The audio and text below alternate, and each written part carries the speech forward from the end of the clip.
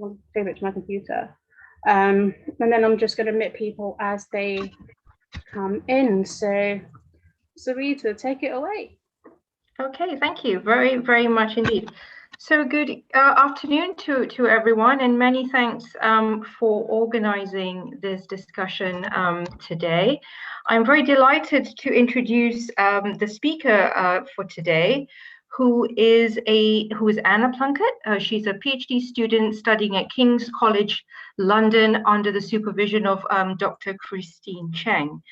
And Anna's doctoral studies focus on democracy and conflict at the subnational level, with a particular focus on the ongoing situation in Myanmar. And indeed, Anna's talk today is going to be based upon a discussion of Myanmar. Anna is also the editor-in-chief of the Strife blog, which is the academic blog for the Department of War Studies at King's College London. So without much further ado, I'll pass over on to Anna. Thank you so much for being here today. And just let us know when you're done, and then I'll be happy to chair the Q&A session after your talk. So thank you for having me, and hopefully we'll mostly focus on Q&A. But yeah, so I'm based at the King's College War Studies Department, and I work on kind of Myanmar's regime transition and democratization process. So I've been working on the ground in Myanmar for about 6 years as a human rights researcher, working with communities in the north and the east of the country, looking at human rights abuses in the area, because in the north and the east of Myanmar, there are several very localized conflicts going on with different minority groups. So the military in Myanmar have been waging war with insurgents in these areas since independence. And so these areas experience very different things to what is being felt at the national level. So when we saw the transition, which began in 2008 from a military junta to what was happening at the national level was not what was happening in the local borderlands where I worked. And so I wanted to better understand why that was the case, and why do we see these differences from what is happening at the center of something and at the national level, which we kind of focus on when we're studying it. We look at how states work and how national elites work to understand what happens at the local level and why is this so different. And so that's kind of what my kind of research looks at and kind our own focus. But obviously in the last few months, or last 2 months, what we see is this kind of process that began in 2008 really come to a standstill. So in 2008, Myanmar had a constitution that they signed, which ended the military rule in Myanmar in its kind of very oppressive format, and moved towards a more quasi-democratic system where we had a parliamentary system brought in at the same time as having military leadership in government. And then in 2015, there was a really big election where we had a landslide victory for Aung San Suu Kyi and the NLD, which was the pro-democratic party. And there was a lot of hope in the international environment that this would really bring change and democracy to Myanmar. And what we saw during this period was kind of a slowing of a lot of the reform that had been going up until then, and an increase in violence. And obviously a lot of questions were raised in 2017 about how democratic Myanmar could truly be with the Rohingya genocide that happened kind of starting in 2015 and really hitting at a peak during 2017. And that's kind of continued for the last few years, and as I'm sure we'll talk about, with the cases now being brought to the ICC in 2019. And in 2020, they had their most recent election, where the NLD, so the pro-democracy party, won again. And we thought what we would see then is a handover of government, continuing this kind of hybrid democratic regime within Myanmar. However, sadly, just before they started sitting government on February 1st, what we saw instead was a move away from that, and the coup took place. And we saw these viral videos of people doing aerobics as the coup happened. And that was quite a shock in a way, because what this did was dismantle what had been 30 years of very careful planning by the military to provide a kind of sheen of democracy where they were still in a lot of power, and completely take control of the country again, and risk kind of what they had built. So why are we seeing those kinds of changes?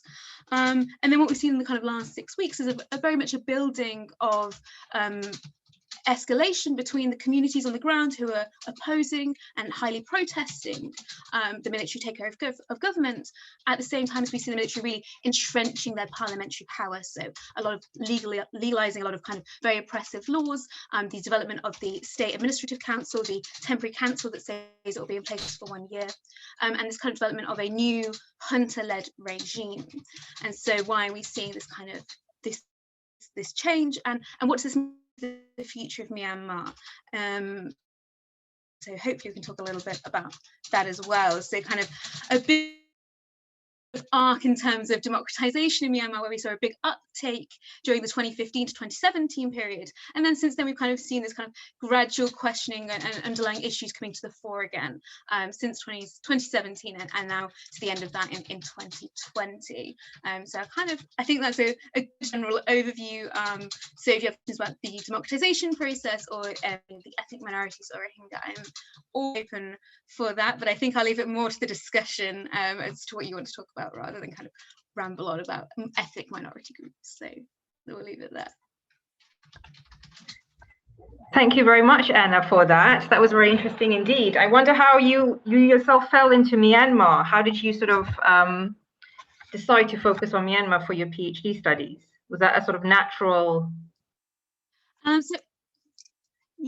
So I when I was doing my my undergrad, my BA, I focused very much on conflict and how it impacted societies, focusing kind of on this issue between development and conflict and how these two relate. And I fell into it very much by accident. I was working on the Millennium Development Goals reports around the 2015 period in Thailand, and I was looking at why is a middle income country like Thailand struggling with getting its ethnic minorities up to the same level that the centre of this state is at. So I was in the kind of northern areas there where there is the Karen population, and in the areas I worked in there were a lot of ethnic minorities that had come over from Myanmar. And so why we were seeing this difference between in Thailand, like yes they were, but it was much more they were left out of this middle income development, and very much in Myanmar they're experiencing high levels of conflict. And so I started working on that, and then I kind of began as part of my MA program I did a placement with a Kachin charity, Kachin Women's Thailand, which works on human rights abuses in Myanmar in the Kachin conflict, which has been ongoing since 2011. And I've basically worked with them ever since. And so I worked with them, and I began to work on kind of conflicts that were completely by the international environment, have been ongoing for a very long. 100 ethnic groups in Myanmar, 135. There are 8 national races. Most of those national races are in opposition to the state.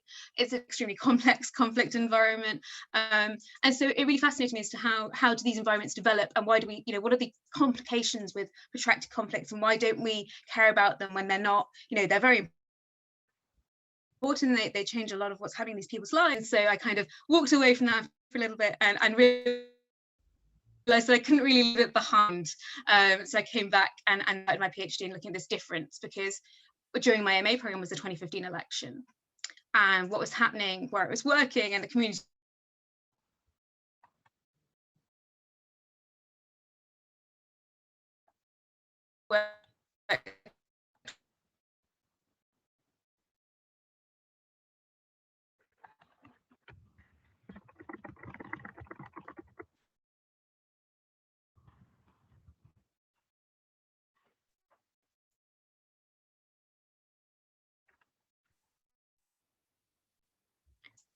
Oh dear, Anna, I think we lost you for a second there. You are back now.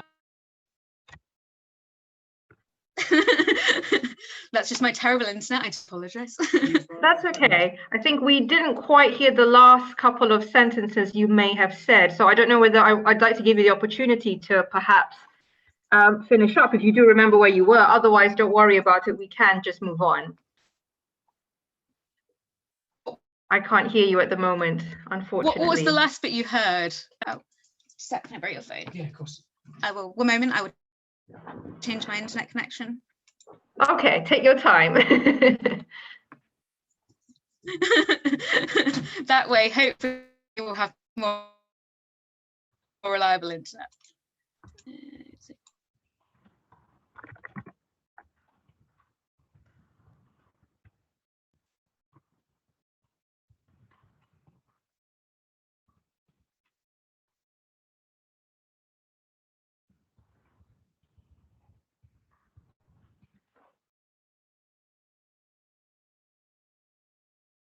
Whilst we wait for Anna, I suppose for those of you who might have a question, you can either start typing it in the chat box, or indeed, it would be better, in fact, if you could raise your hand and ask the question directly. But we'll give Anna a few more minutes before we carry on with that.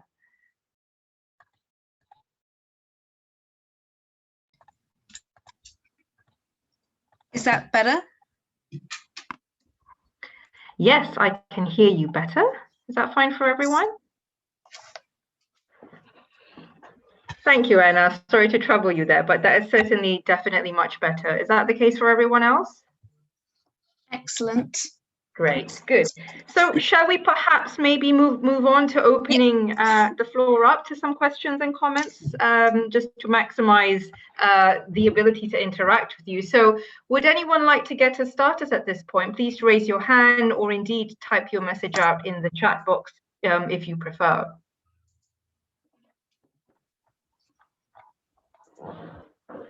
Lady, you've got your hand up. Please go ahead. I'll go first, and I'm going to be really awkward.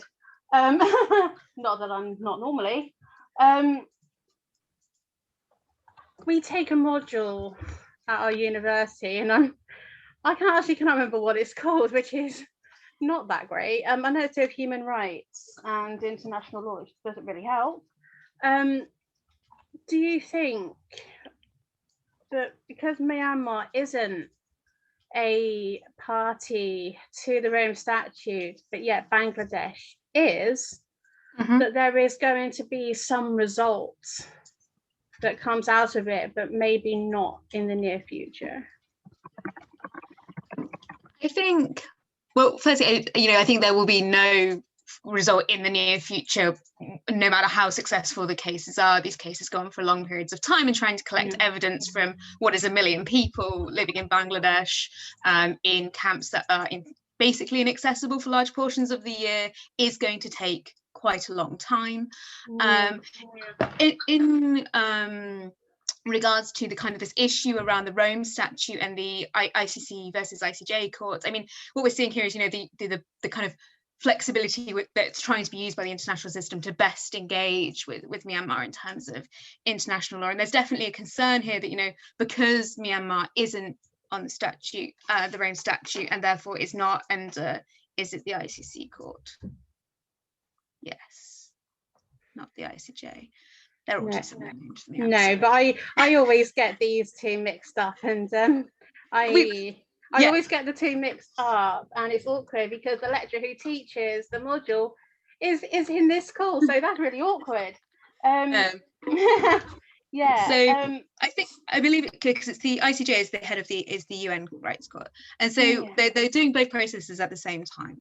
And I think what we'll see is, because the ICC court is looking very much at this idea of forced relocation and what's happened to the Rohingyas since they've arrived in Bangladesh, I think there's a good chance that the case will go ahead and it will be quite successful.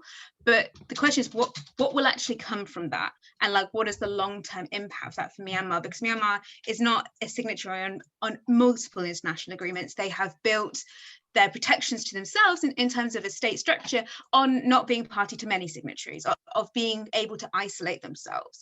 And so it's a question of they are perfectly okay with being isolated from the international environment. So what is the impact of the agreements? When we look at ICJ as well, the kind of first set of laws we've seen come out of that, which is you have to report twice a year that you're not engaging with the Rohingya violence any longer. What's the incentive for them to say, well, we're not, or we are? Because actually what's going to happen if all they have to say is, well, we're not doing it? Because there's phone blackouts, there's internet blackouts in the area. It's very hard to prove what's happening in Myanmar because it's very hard to access. So the question is, it's very good to take these cases to the courts, and I'm not saying there isn't, use or utility to it, but in terms of what's happening to the populations right now, they're very unlikely to have impact on what happens to these populations as what's presently going on. Okay, so then my last question will be, because we've also studied ASEAN in our lectures, and I have read that they are going to be set for crisis talks with ASEAN. You think they'll be able to help with anything that's with the escalating situation that's going on at the moment? I think, I mean, it depends what we mean by help. I think in terms of the, we always have to separate out what's going on with the Rohingya refugees in Bangladesh and what is going on with the Rohingya that is still in Myanmar and is still experiencing high levels of state oppression. Can there be solutions to problems ranging from the Rohingya refugees in Bangladesh that are trying to move on, that are trying to get to Indonesia and Malaysia, to trying to find spaces to in the nice way, cohabit them for long periods of time, because Cox's Bazar has 1 million people in it, is extremely overpopulated, and there are multiple issues with overcrowding. And so I think ASEAN can come and will be able to provide solutions to these problems around resettlement, around finding longer term, not so temporary solutions to the ongoing crises there. But I don't think we're going to see that same engagement with what's going on with the Rohingya based in Myanmar, because Myanmar, ASEAN's based on non-intervention, and so if the Myanmar government say the Rohingya are well protected within Myanmar and within Sitwe, there's very limited that the ASEAN can seriously do to actually influence Myanmar to change that policy. Great, thank you so much, Anna, for that. And thank you, Sadie, for those questions as well. I believe Molly's been waiting in line for a question. Molly, can I go over to you at this stage? You may be on mute.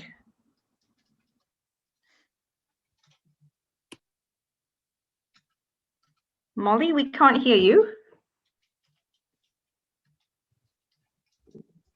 Is it working now? Yeah. Now it is. Thank you. Cool. So I'm actually doing quite a bit of work at the moment on the protest movements, especially in like Myanmar and stuff. So like they've got quite a big protest culture there. I know there's kind of been blackouts and everything. Do you think they'll have actually any influence on kind of what is going on and kind of tipping it back to democracy? Like, what would the future of that be?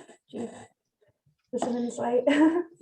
Yeah, and I think, I mean, the protest culture in Myanmar is a really interesting one, because, it's a state that's experienced long-term high levels of oppression, and yet when the state oversteps, like it has done recently with the coup, and if you are a history reflect me and like to go back in terms of 1988 and the coup that happened in 1988, we see these really big street protests and this complete engagement on a kind of wider society level with kind of engaging with opposing the state.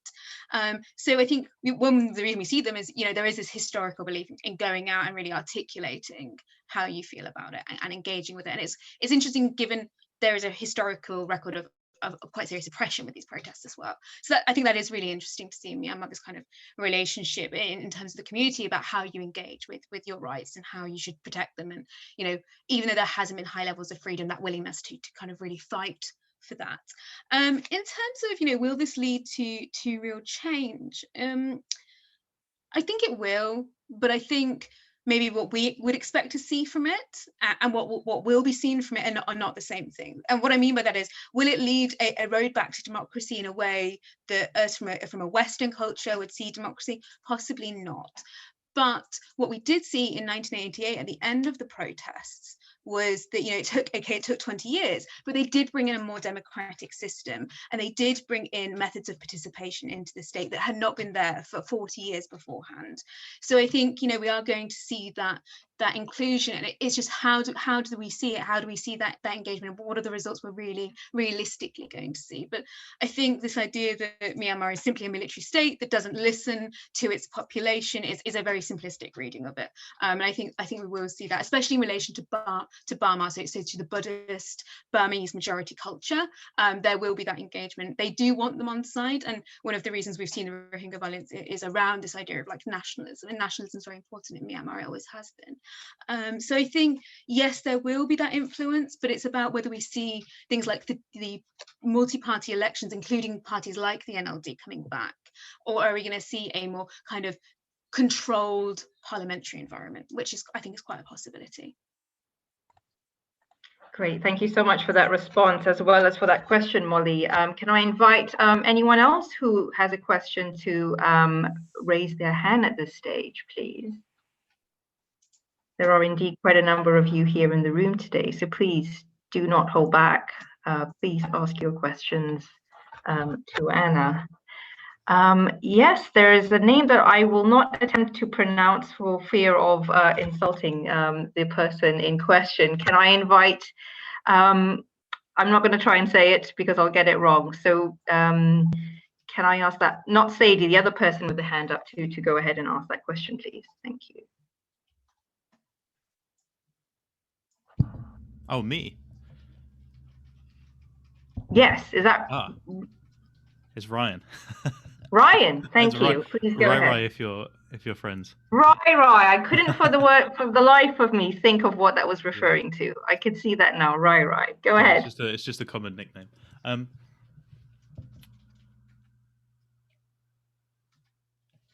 Hi, Anna. Thank you for being here.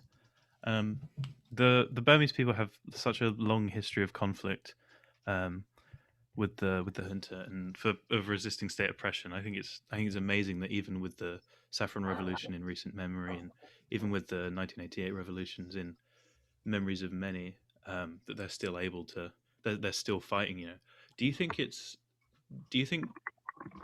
they'll like continue fighting until like full democracy is established? Do you think that they'll be able to like maybe have like another constitutional reformation and remove the kind of 25% control that the junta kind of have de facto? Or do you think that, like, I don't know, what's your kind of prognosis? Are you optimistic? I mean, I'd say I'm horrifically, maybe I've worked in the conflict zones in the ethnic borderlands for too long, very, very cynical about how the central state engages and that outcome of democracy in terms of very much a kind of independent participatory democracy in Myanmar.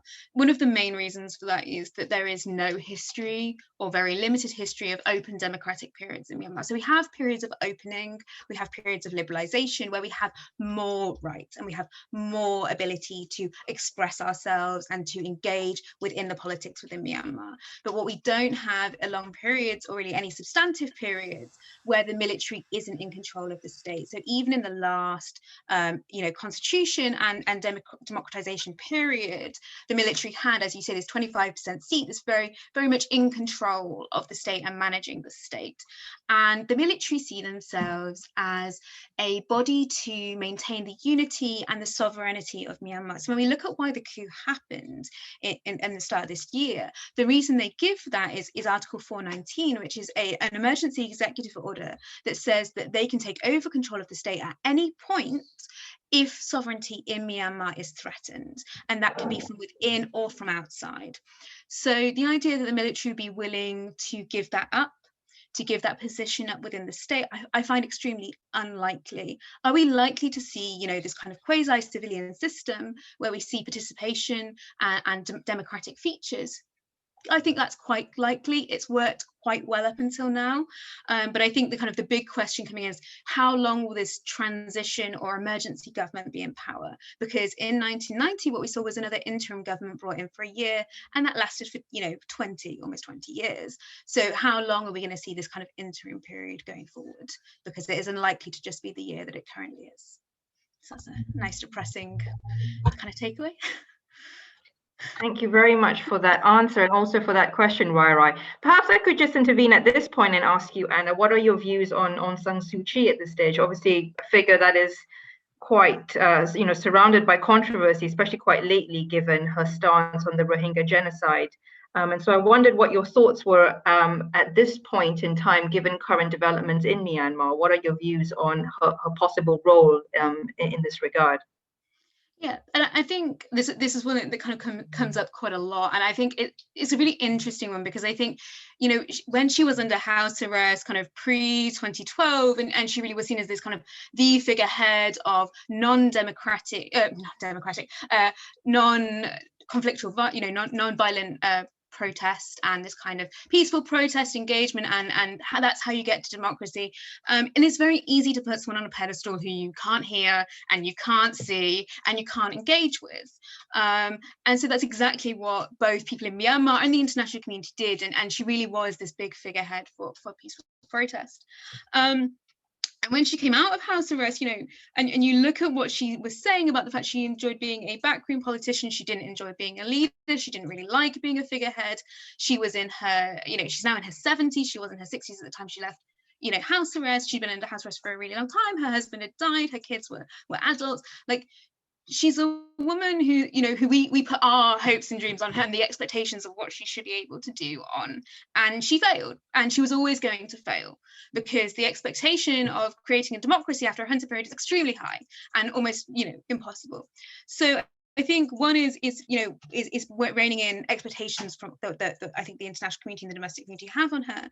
And the second is to understand her position, in that she had been under house arrest for so long, and that she then comes in, she's able to take this position within the state, but her lawyer gets killed because he creates this position as head of state for her. She can't control anything in the government because the military holds this 25% seat and holds 4 of the key ministries. So there's very limitations as to what she can actually do, and the reason she's allowed to be there is because of her international connections. And then she gets involved in this, you know, whose support does she want? Does she want the international community's support, or does she want the domestic support? Because if she wants the domestic support, she has to defend Myanmar against the genocide claims. But if she wants the international community support, she has to deny them, or you know, deny the military. And I think so. We see out of that, we see her really kind of going towards the military and supporting the military, and we see that as a big betrayal. And I understand that feeling, but I think it's more complicated than that. That she, you know, she is a nationalist. She's been brought up. She is the daughter of the father of the military. And so she did go to The Hague, and she did defend her country against that. But did she have much choice back home not to do that? And now she's under house arrest again.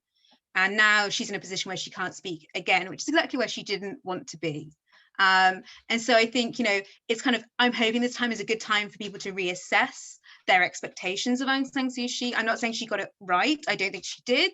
But also I think we put more, we expect she had more space to change things than she realistically did. And I think so the international community especially need to reassess their kind of position on her. Thanks for that, Anna. I certainly don't envy her being in her position at all. But yeah, I believe Sadie's got her hand up as well. Would you like to ask your question, Sadie? Yeah, I've not come across this situation in my study, so I don't know if it ever happened before. Will there be consequences for her if she's lied under oath to The Hague? And if so, what could those potential consequences be? So it depends on the court she's in, because it's The Hague where you can have individuals go up against the court in terms of human rights abuses, whereas the UN court obviously resolves around state resolution. So in ICJ she can't be. And this is where we end up in the big question because of the Rome Statute, because can she be tried when she's not a signatory on this? Now, I'm not an international law specialist, so I'm going to say I don't know on that one. But I think the issue here being, I'd say it's unlikely given the high bar required for proof and the lack of proof we currently have, if we look at previous cases.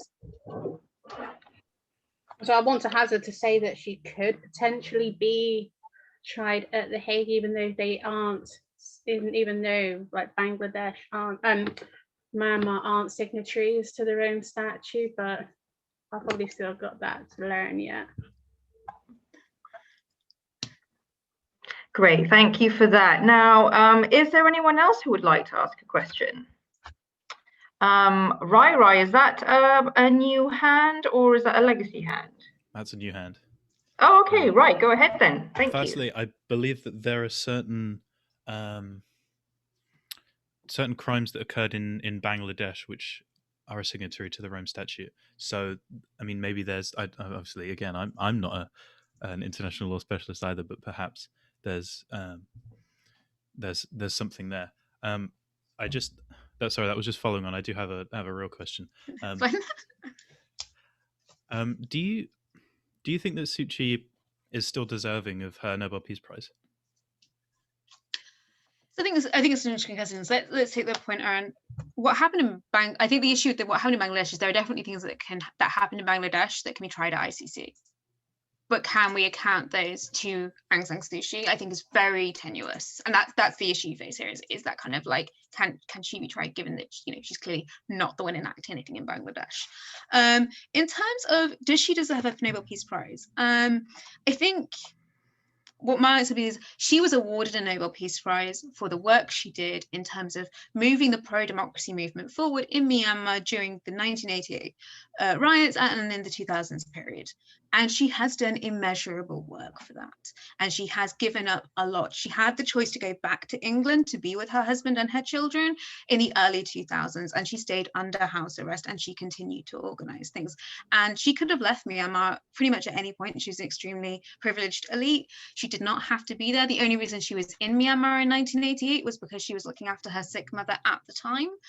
It was not her home country as far as she viewed it. And so she gave up a lot to be in Myanmar, and that is why she won the Nobel Peace Prize, because she really did bring the pro-democracy movement to the international stage and say, you know, what is happening in Myanmar is really important, and we need to understand this, we need to push it.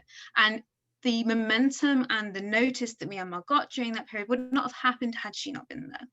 So I think to say that it should be taken away kind of minimizes all of the work that was done by the communities and the generations that participated in the protest movements of 1988 onward. So I think, you know, there's a risk here of, if we take that away, are we then kind of disregarding what has happened and misunderstanding the complexities of what has happened. So yes, I think she should have it. Yes, I think she should still have it. Does that mean what she's done in the last 5 to 10 years is of that high level of engagement? No. Does it mean she got everything right? No. But what we need to separate out what she won the award for and what's been going on in Myanmar in the last 5 to 10 years. Yes, and I think it's important to, I mean, she chose to continue to fight for democracy rather than be with her dying husband. Yeah, I think that's huge. I think that shows a lot. I'm in probably 100% agreement there. Thank you. no problem.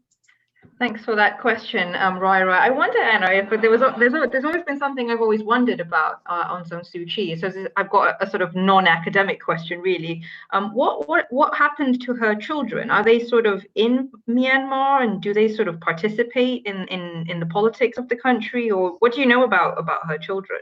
So they used to come over. So they had. So in Myanmar they're very nationalistic. So one of the reasons she can't be president is because she married a foreigner and she has foreign children. So they're based in the UK. And so when they were very little and pre-house arrest times, she used to come over to Myanmar to see her mother, and the kids would come. And they did come a number of times in between house arrest periods. So in the period between 2010 and 2012, or 2006 and 2012, there are a number of periods where she was out of house arrest for very short periods of time. And in one of those periods, the junta allowed her children to come. And they were older than about, I think, late teens, very early 20s. But they both have lives now. I think one of them's in the US, and I think one of them's in Australia, but they might still be in the UK. But they don't have Myanmar passports, so they can't go to Myanmar, as far as I'm aware. So she lives completely divergent life from her children. But she's, you know, and it was very interesting to see when she got the Nobel Peace Prize and when she was able to run for government, was when she really started to be able to move around and she was willing to leave the country and was not in fear of not being able to come back. Because basically when her husband was dying, she was told, like, you can leave, but you will never get your passport again. You will never be able to come back. And so she chose to stay. And so, you know, that early period of movement where she went and got the Nobel Peace Prize when she came back to Oxford was a really big period, because it showed a trust that she would be able to return to Myanmar, that they were open enough to that. Thank you, Anna. Let's turn to Joel, who's been waiting to ask a question. Thank you, Joel. Yes, I also have a question, sort of always an issue where you have sort of charismatic figures who are such leaders within an organization. If she were to pass on, hopefully not for a while, but who would be a successor in terms of the Myanmar democracy movement? Who are the other sort of leading figures? Because you mostly hear about Aung San Suu Kyi, of course, but who would be the next in line? I mean, I think this is a really good question, and I think kind of really highlights one of the problems that kind of the pro-democracy movement and Myanmar are facing in general. And we see this kind of lot with a lot of these kind of well, we see it a lot with authoritarian states as well, not so much democratic states, is this issue that, you know, and the funny thing about Aung San Suu Kyi really is she's not a very charismatic person. She's quite a quiet person. She doesn't really like giving speeches. She was very much convinced to give speeches during 1988 by the men who were running the NLD at the time. She doesn't feel very comfortable with it. She much prefers having conversations in rooms. She doesn't really like giving speeches. But she's a symbol of international engagement, and that's what she provided to the NLD movement, and that's why she was such an important figurehead for it. And what's really going to happen when she sadly passes on is that, you know, the pro-democracy movement's connection to the military, and the military as being a very central, very patriotic environment will go. And so there are a number of leaders and ministers in the NLD who have been with the movement since the 1988, who kind of make up the kind of have been presidents and top ministers. So there are people who are politically very capable of taking over the head of the NLD party, who are very capable of engaging on a domestic level. But what we're going to struggle to achieve again in the same way is someone who is of interest to the international community, who is able to bring in that focus and really kind of track what is happening in the same way. And so I think there is that risk there if we're going to lose that kind of element to the NLD movement. Thanks for that great question, Joel. Can I now go on to Kiara, who's got her hand up as well? Kiara? Yes, hello. Sorry, I'm in the dark right here. Hi, everyone. Hi, Anna. Thank you for this meeting. I've joined in a bit later, so I don't know if you've answered this question already or not. But I'm doing my dissertation on the Rohingyas, and I'm evaluating the policies that have been implemented at the international level and at the regional level, trying to figure out what's going to happen to them. But everywhere I look at it, it seems like a tunnel with no light. You know, at the international level, with the veto powers from Russia and China and the allegations of genocide, they are not taken into consideration. And on the other hand, ASEAN, with its principles of non-interference and sovereignty, really nothing can be really imposed on them. So I was just wondering, what do you think should be done from either international organizations, non-NGOs? What do you think? How can we get out and give like the recognition and human rights to the Rohingyas as, you know, the other 130 ethnic groups in Myanmar? I think it's kind of a twofold issue, because there's the one issue we have around, you know, return and this idea of, you know, that they should be able to return. And we definitely see there has been some movement in policy, both domestic, you know, at the regional level, to kind of try and build some idea of what a returns policy would look like. And we saw, I think it was it not last year, obviously COVID has completely ruined my timelines, the year before that, the kind of building of a number of return relocation camps within Sitwe and within Rakhine for the Rohingya. But if we look at Myanmar kind of more broadly, the picture isn't great. There are refugee camps that have been in Thailand for the Karen and Kachin and Shan populations that have been there for 60 years, with no movement of these communities being relocated back inside Myanmar. So I think there is the kind of the issue here is that, you know, Myanmar is an extremely complex conflict zone. It has multiple ongoing conflicts at the same time. So the Rohingya is a very important issue simply because of its size. You know, 1 million people in Bangladesh in a very small area is a major problem internationally and regionally. And so there needs to be durable solutions to that. But the idea that we will see a kind of returns policy occurring in the short term is highly unlikely, because Myanmar is not set up for it. It does not have the development for it. And whilst we could see, I think, some movement on repatriation in terms of buildings and in terms of policy, what we're not going to see is that building of trust and sustainability where Rohingya are voluntarily willing to be returned to Myanmar. And it's very interesting. One of the things we've seen since the coup is the military go to Bangladesh and say, you know, we want to build a returns policy for the Rohingya, the people they literally cleared from the country. And the Bangladesh are like, yes, great, because Bangladesh does not have the money or the sustainability to manage this many people in terms of these refugee camps. But this issue around, you know, the willingness to return hasn't been achieved in any of the conflict zones across any of the conflict zones in Myanmar. So I think this issue, you know, there needs to be more durable solutions how we deal with many of the refugees within Southeast Asia, especially where very few countries have signed on to UNHCR and have very limited engagement with international organizations, because what we're seeing is the limitations of policies that have been in place in other parts of the world, I think. Thank you for that question, Chiara. Let's move on to Molly, who has also been waiting very patiently.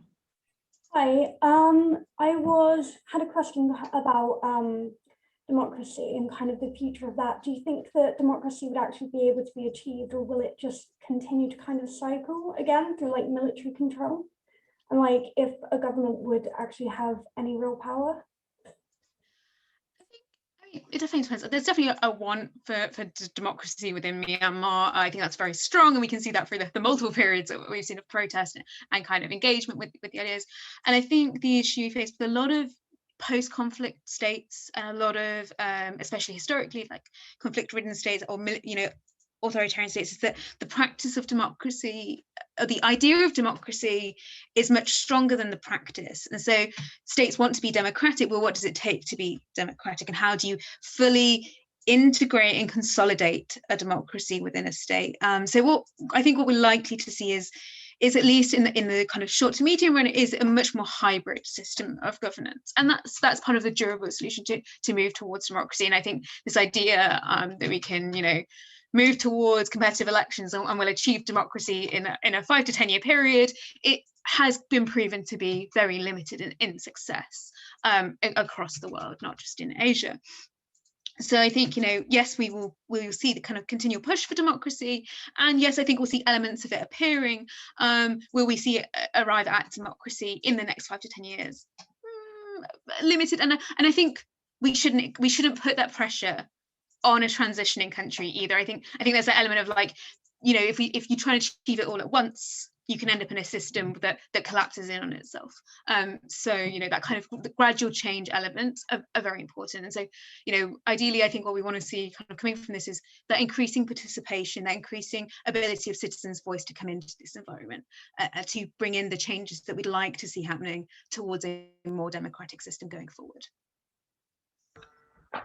Thank you. And our next question comes from Amy, who I believe is indeed one of our graduates, one of our alumni. So it's nice to see a friendly face indeed. Over to you, Amy.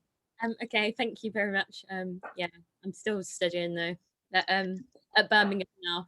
My question was more to do with sanctions and whether or not you think that the sanctions against military leaders are effective, because I know that they were in place before the coup, but then they were lifted when it became a bit more of a democratic country. I was just wondering what effect you actually think that they have.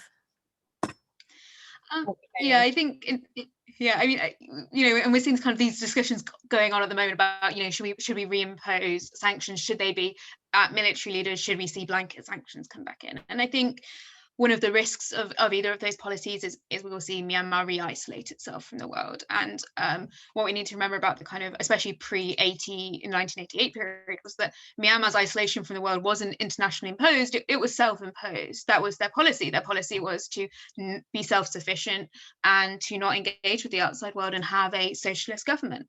And so I think, there is that risk that if we put sanctions back on Myanmar, one, is very adapted to it.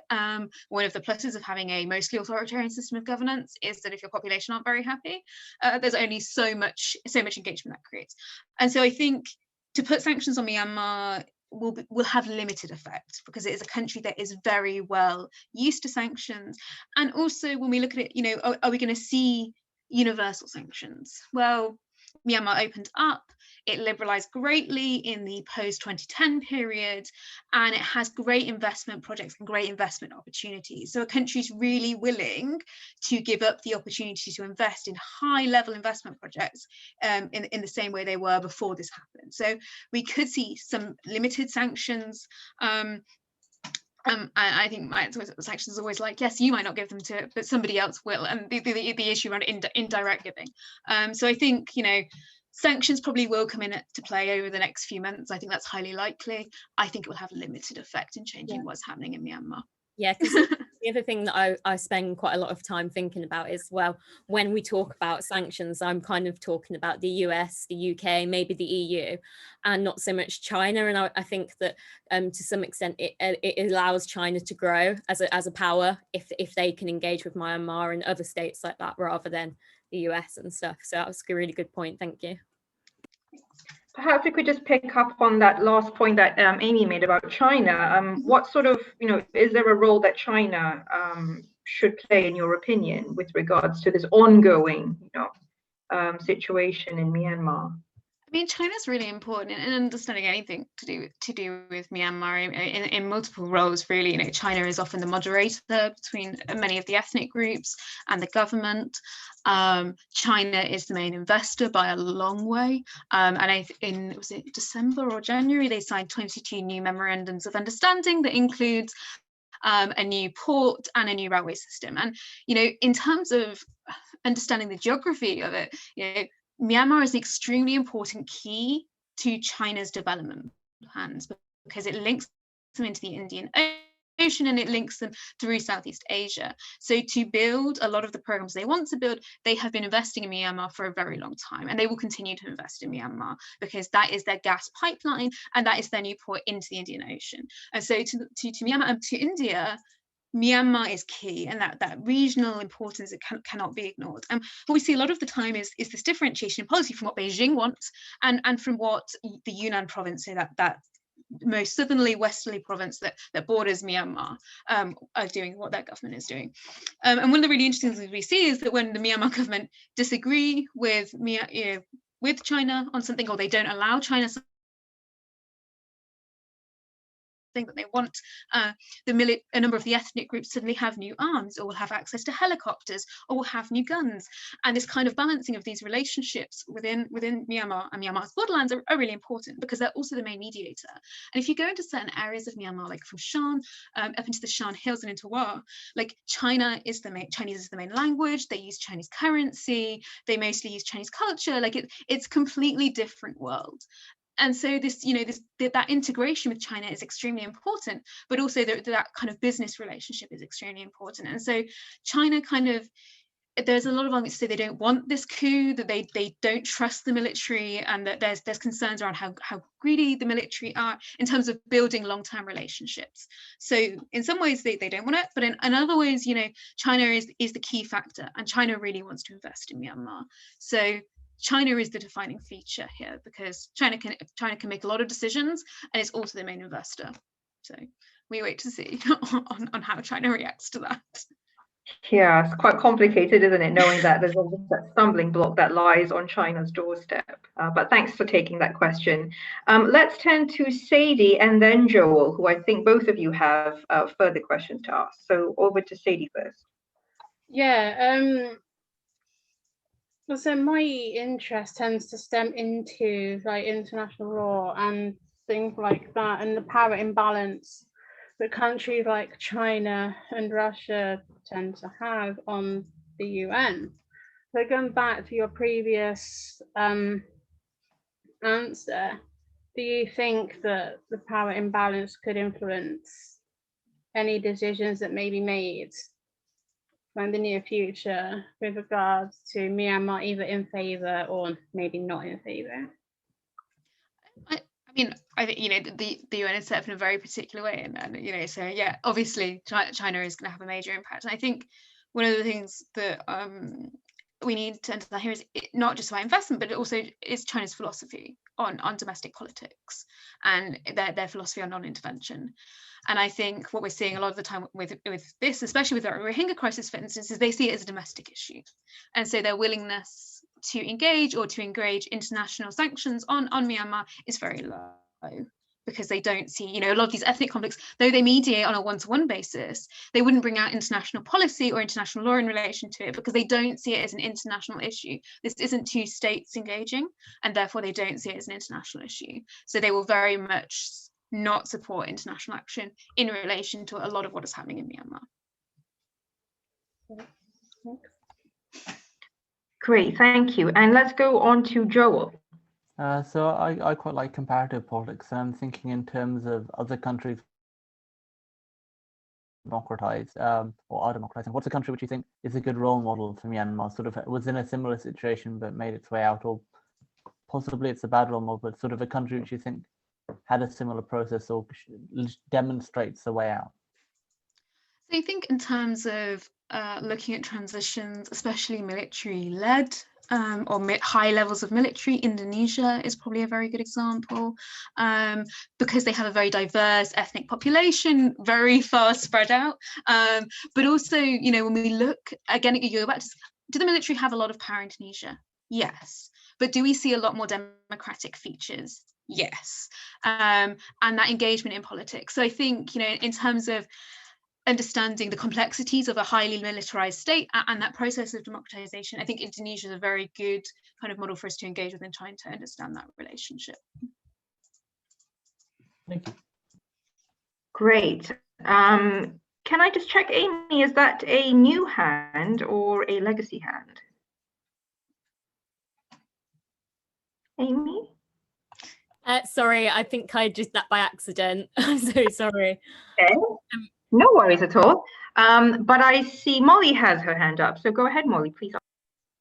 Carrying on from Joel's question, do you think what's going on in Myanmar would have any influence on other countries like in Thailand or Hong Kong that are kind of fighting for similar things? For sure. I mean, I think there's some really interesting comparisons to draw, and definitely in terms of the Milk Tea Alliance and the Milk Tea Alliance movement, both in Thailand and Hong Kong. I think the difference in some ways of what we see here is, you know, Thailand is coup and protest politics is very much part of their structure, and in some ways they're a lot more of a much more stable state. So I was in Thailand for I think it was the 2016 coup, and it was literally, oh, the military have taken over, so you can't watch TV today, please try again tomorrow. And that was it. That was the amount of disruption that it caused. And so, you know, the kind of that's, you could see these very different levels of how coups impact countries and how they function.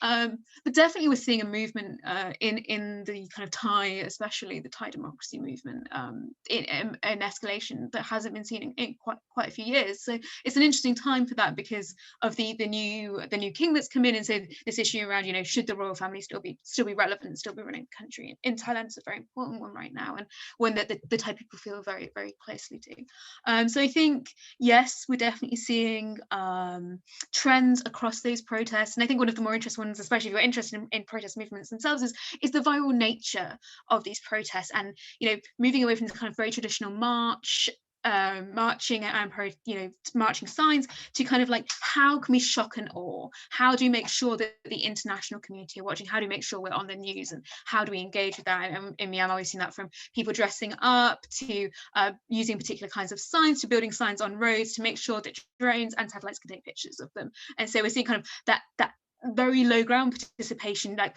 trying to change up protests and make sure they're accessible and they're interesting so people are watching them, that, you know, we hadn't seen before. And I think we're seeing that across the Milk Tea Alliance.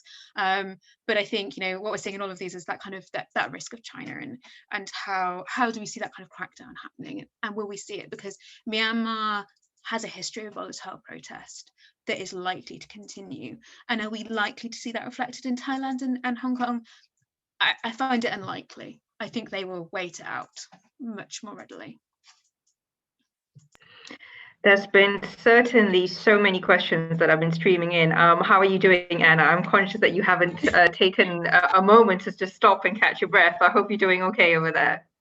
I'm fine. It's great. I love chatting about Myanmar. So hopefully I'm providing useful or at least coherent answers. That's great. No, your responses are very, very insightful and interesting. Let's move on to Rai, who has another question, and then we'll go back to Sadie. Sorry, you caught me off guard. I thought you'd go Sadie first.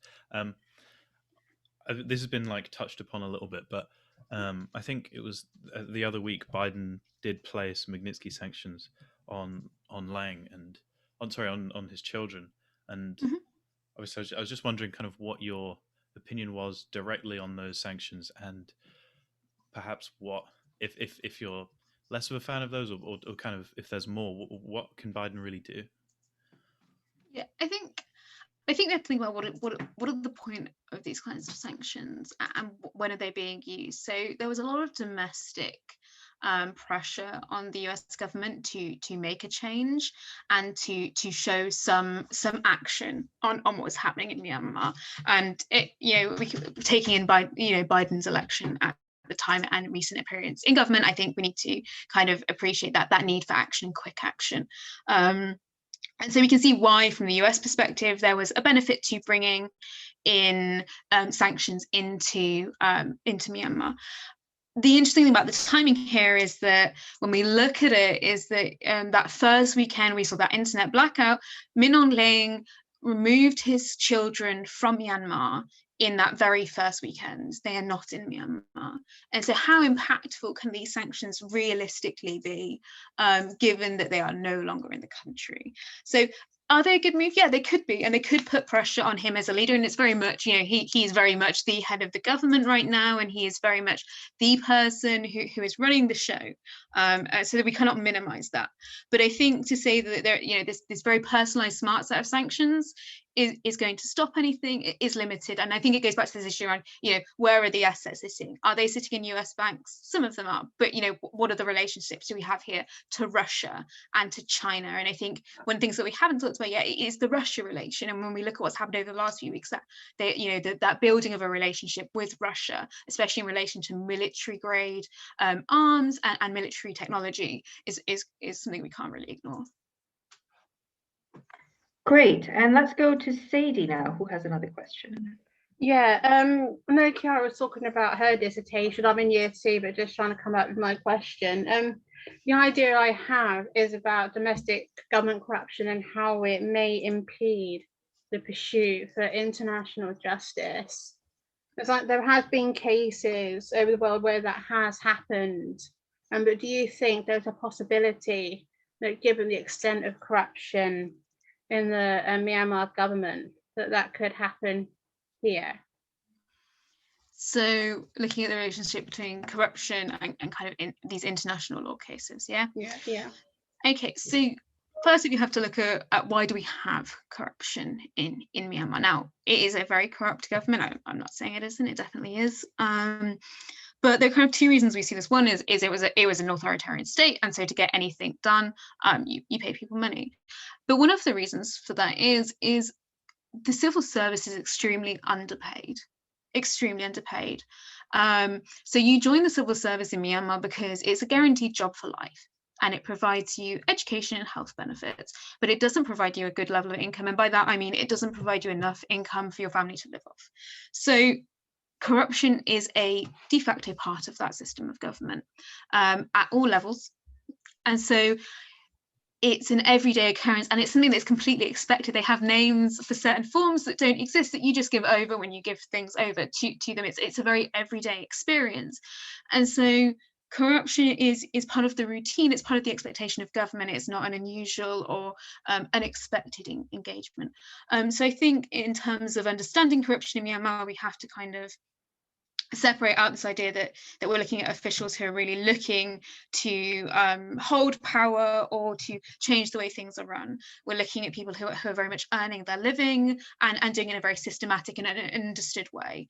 So could that influence the way we understand IHL? Well, I think in terms of the challenges that IHL face, or in terms of bringing cases to IHL, yes, they could impact it. I think the issue we more have is around collecting information. We have a very opaque system of government that's based on a fear of outsiders and outside intervention. When you look at Naypyidaw, and it's in the center of the country and very well guarded and completely based on having only government in the capital and not having any civilians there.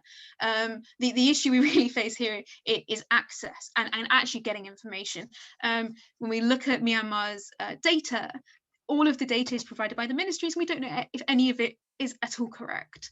And so our understandings of poverty in Myanmar, very low. Our understandings of education, very low.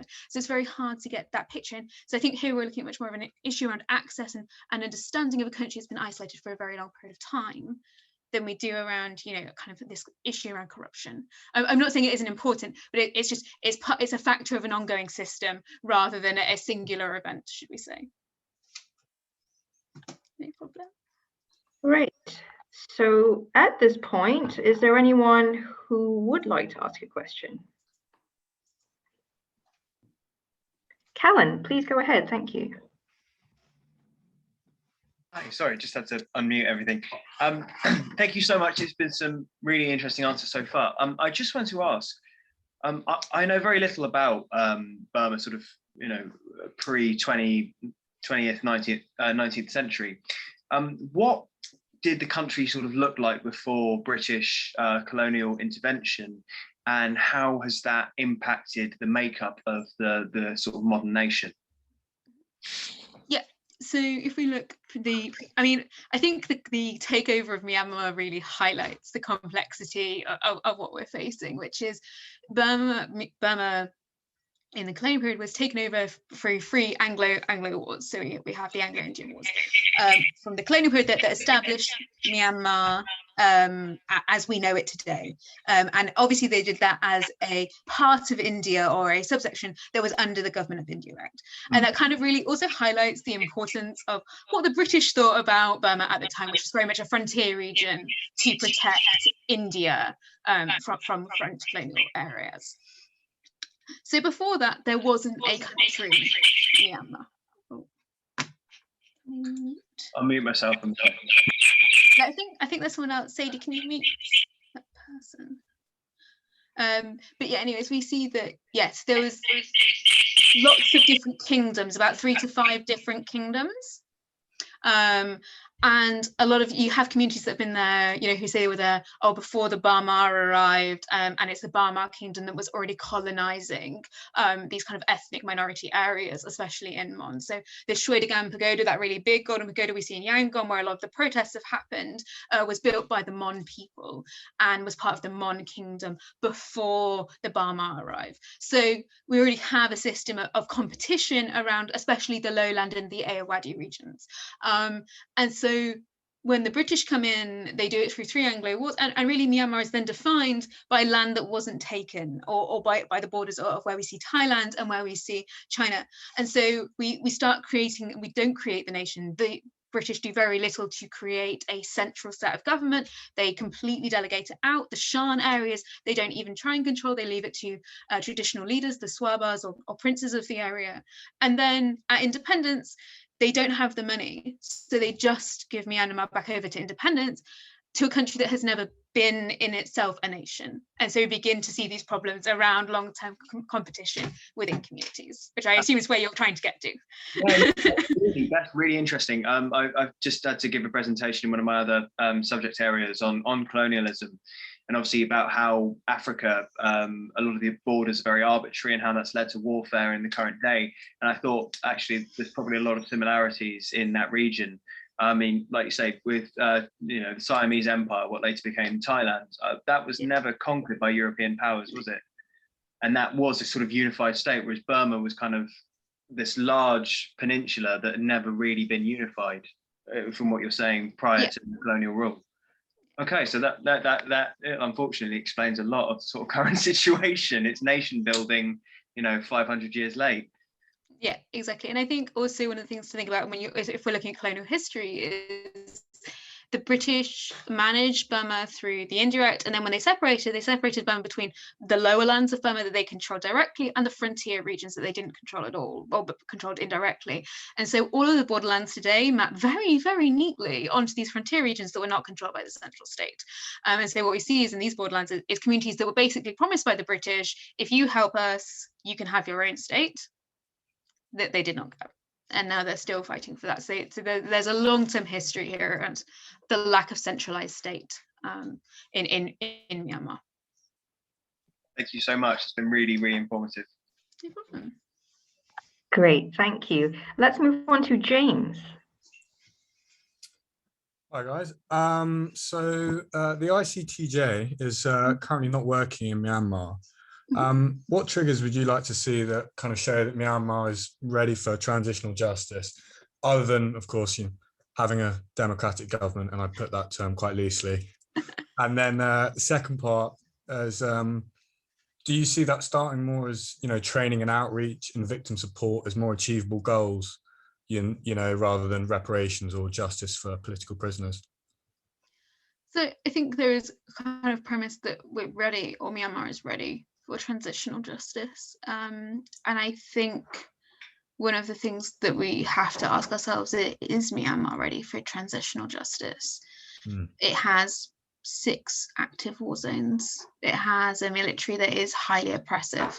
And so, you know, how successful in a state that's still highly militarized and controlled by that military that is the oppressing force can the ICTJ be?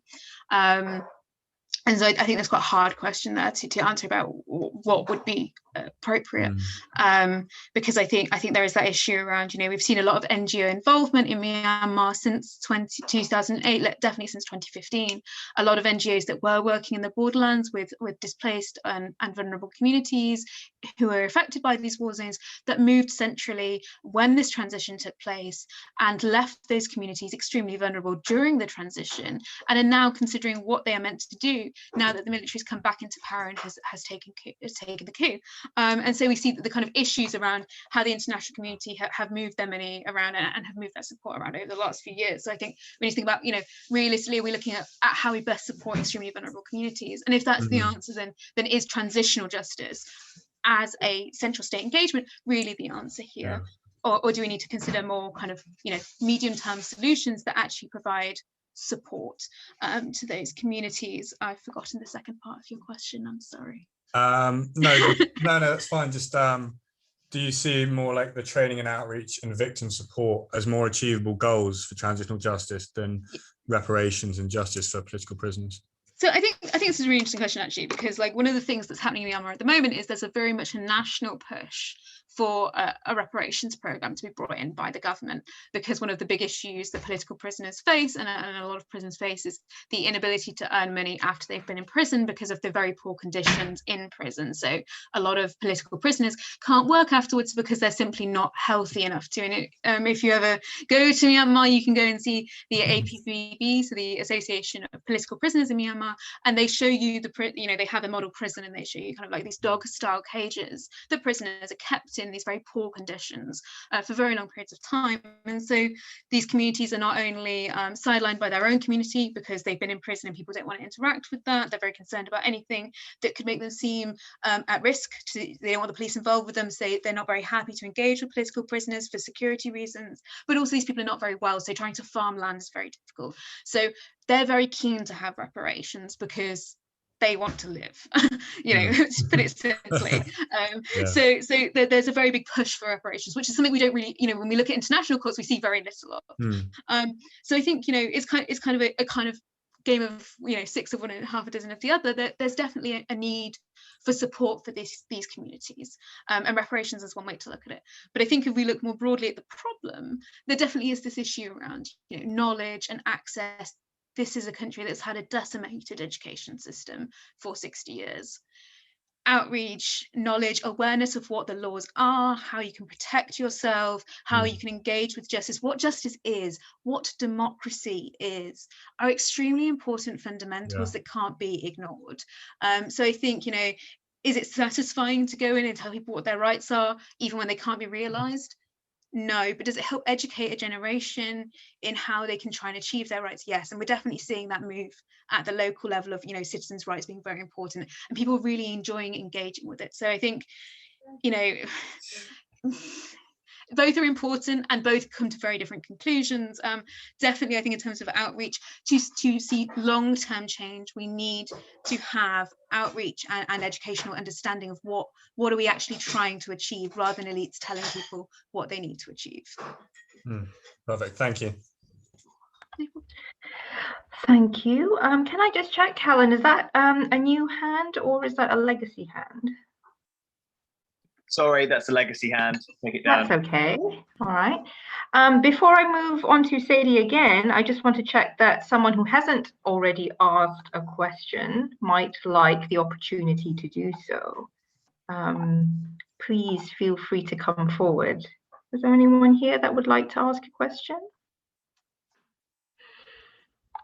Otherwise, let's turn to Sadie then. Okay, I won't answer then. I know with in our lessons, we've been doing a lot about humanitarian intervention. What is the status of that in Myanmar? Because we don't hear a lot about that in mainstream press or from the United Nations. But what is the actual status of that in regards to the Rohingyas and Myanmar in general? In terms of humanitarian engagement in Myanmar, so if we go back, this shows my interest. If we go back a little bit, okay, so up until the kind of 1990s, there was very much a policy of isolation within Myanmar. So very limited international engagement because Myanmar self-isolated and didn't want international engagement. So we have a long period of history where there's almost no humanitarian integration in Myanmar whatsoever. And we slowly see an opening up between the 1990s and the 2000s as we head towards the 2008 constitution. And to give you a picture of how fearful and how questionable the Myanmar government consider international engagement in their country, in 2008 there was a cyclone. It was 3 days before the referendum. Cyclone August, and it killed, I think it was like 160,000 people in the Myanmar and Ayeyarwady Basin. The international community got ready to enter Myanmar because it was decimated. All of the lower ground, Ayeyarwady Delta, was decimated by the cyclone, and Myanmar refused to allow them in. They were literally in the bay and they were refused access. And this is what we see happening quite a lot. So what's happening right now with the Rohingya is that they have not allowed international aid into those regions at all. So there is aid and humanitarian investment going into Myanmar in terms of education, in terms of healthcare, and most of that is focused on the center of the state in relation to ongoing long-term poverty issues. But in all of the conflict zones, there is very little engagement because it's very hard to access. You need a special license to go there. You need to go with a government guide. You can't go by yourself. You can't observe anything. So there were no observers at the last elections. And a lot of the war zones, if you want to access them, you access them through Thailand or through China. You don't access them through the central state because there's no actual access. And one of the biggest problems that humanitarian access has faced since the 2017 or 2015 election is that because of the support for the NLD and the Aung San Suu Kyi government, a lot of the international humanitarian actors decided to revert their aid from the borderlands through the state to show support. And when they did this, what they did was they took aid away from the vulnerable communities that were displaced on the borderlands and moved it into the center of the state where they can access it. And so now a lot of these organizations are stuck in a catch-22. Do they continue to support the programs they set up in 2015? Under the new government, or do they move them back to the borderlands to communities that have been lacking them for the last 5 years? And so we're facing quite a difficult situation in terms of humanitarian aid and what the right answer is here. Do you continue to support the communities, or do you, but then you may legitimize a military government, or do you leave them? And so I think that, it's a very big ethical question, and one that we're going to see a lot of different answers coming to in the next 3 to 5 years. Great. Is there anyone else who would like to ask a question? We are sort of nearing the sort of last 15 minutes of this discussion here. So I'd like to encourage those of you who perhaps have not asked a question to go for it at this stage. Are there any takers? Mamadou, go ahead. I'm trying to raise my hand here, but I couldn't find really anywhere to do that. So fair enough. I'll raise it on your behalf. So please ask your question. That's great. Thank you. So basically, my question is quite similar to what Sadi just asked you. Because one can argue that, for example, when it comes to the Rohingya community, although their struggle started, I think, maybe since the 1960s, I think, right? So, but after Aung San Suu Kyi was released in 2010, I think things really, got worse for them, and that was surprising because basically we expected that, her battle of, for democracy would have resulted, something maybe at least, it would have improved the situation of the Rohingya community. But I think personally, it really, her freedom made it worse. So I'm not saying she really, I think it's wrong what the military is doing right now. But anyway, my question is that what is the future of the the Rohingya community, like from based on your research, what is the future that you see for the Rohingya community in Myanmar? Without, let's say, Aung San, I don't know if I'm saying her name right, because but without Aung San Suu Kyi, I think, right? So I just want to know your perspective on that, if you don't mind. I think it's a really kind of the issue with the Rohingya, I think with all of the conflict zones in Myanmar and all of the kind of displaced populations really highlights this issue that Myanmar has faced, in that Myanmar is a state that's trying to, at its very centre and at the national level, is trying to democratise and improve the rights of its whole population. And as much as the Rohingya are a large ethnic minority, they are a very, they are a small minority within the country. It's a populous place. So on the one hand, we have a democratisation process that is trying to build up the rights and institutions of democracy for the whole of the country, and especially for the Burma central population. And then we have a very different process that is ongoing in terms of a war to peace transition that is occurring within the borderlands. And so we have this very complex environment where we have multiple transitions occurring at the same time. And definitely what we've seen here is almost a trade-off, that the NLD have gone, if we can democratize at the center, the military can do what they want in the borderlands. And so we've seen rising escalations of violence in a number of the borderlands. In terms of what we expect to see with regards to the Rohingya going forward, I think we look east and we look at the borderlands of the Karen and the Shan and the Kachin, who are not on the international news, I'm aware, but have also been experiencing violence since independence and have large refugee populations in Thailand.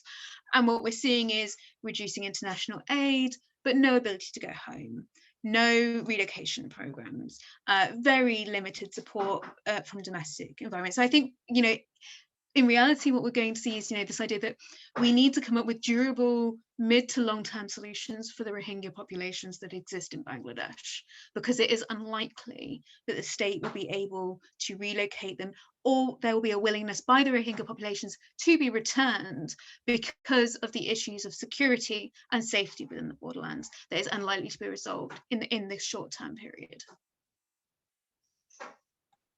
Great, thank you. If I could perhaps ask a question, Anna, at this stage. I was wondering, as a PhD student, how challenging is it to be studying and to be writing a thesis on a country whose, there's ongoing developments? How do you is it easy for you to bracket off the remit of your thesis, or do you have to constantly keep up to date with everyday events in Myanmar? So how do you navigate that as a PhD student? Well, that was the I was meant to submit in January, and thankfully I took a slight delay because my PhD was on democratization in Myanmar. And as me and my supervisor sat there on February 1st going, well, that process ended abruptly. So it's definitely been a challenge. It's one of the things I've really liked about it, actually, is doing it in the contemporary period. But I think, in terms of, I finished in the field in 2019, thankfully. And so my research is very much framed in this 2015 to 2019 government period of what was whilst the Aung San Suu Kyi government was in power, what was going on in the borderlands, and why is this democratization process not happening there? But I think, with anyone who's got a particular interest in a particular country, you do enjoy keeping up with it and updating it. So I think it's important to stay up to date on it and have an idea of what's going on in the different aspects of it. Not for the PhD, thankfully, now, just for my own writings and interest at this point. But it is interesting to kind of see how some of the things, the areas that I was quite concerned about and I picked up during my research, and things that a lot of the local communities were saying about issues with the military and ongoing escalations kind of really coming to the fore in that kind of post-research period. Thanks for answering that. Sadie, is that a new question? Yeah, I'm going to make this my last one. You say about doing things for interest. Obviously, my research expertise is the situation obviously between Ukraine, Russia, and Crimea. Mm-hmm. And you said about not being able to go through certain areas of the country without government officials. And obviously, that's what we're seeing with Ukraine, Crimea, and Russia. You can't go into Crimea without Ukrainian visas, because I had to do that. I had to get a Ukrainian visa to go into Crimea. Otherwise, I would have been kicked out for 5 years. So would you see that situation as comparable from what you were saying? Personally, I would. Yeah, I think so. I think we see this a lot in terms of, management of conflict environments and states who don't, how do we manage this globalization, this everyday news cycle with what's going on, and states that are following repressive policy or following policy they don't want on the international stage. And one of the ways you do that is by limiting access and limiting the ability of the population within that environment to leave it or to engage with the outside world. And so if we look in the last 2 years, the use of internet blackouts, both in Myanmar, we've seen it in Russia and Crimea, we've seen it in Ukraine, and we've seen it in India around the Kashmiri border. And so, that kind of, we can see definitely a building set of comparisons of how states are trying to protect themselves when it comes to the use of oppressive policy. Yeah. Thanks very much. I'll say I totally agree, because I struggled to get a Ukrainian visa, because obviously I'm not a Ukrainian citizen. So the amount of hell I had to go through before I joined UWE to get a Ukrainian visa was ridiculous, just from my own research. So I totally agree with everything you said.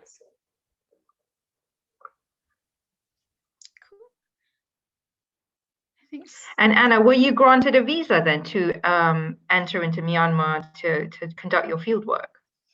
Yeah, so I was very lucky, but you can, in Myanmar, like, they limit it, so you can only be on a visa for 30 days.